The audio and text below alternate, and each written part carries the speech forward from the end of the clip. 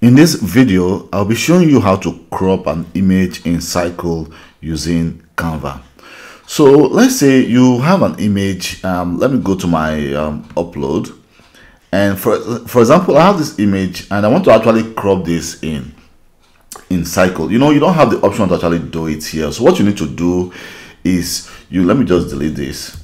So you need to go to your elements, and in elements you can see we have what we call frames. If you open element for the first time, it's going to take you to all. So you just need to move your mouse towards here. You can see we have shapes. Let me see, we have frames.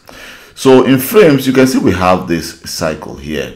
So what you need to do is the following. If I go to upload and I can drag this image and then put it in that cycle, like you can see now we now have a cycle. So we can actually move it and then make it smaller or make it bigger.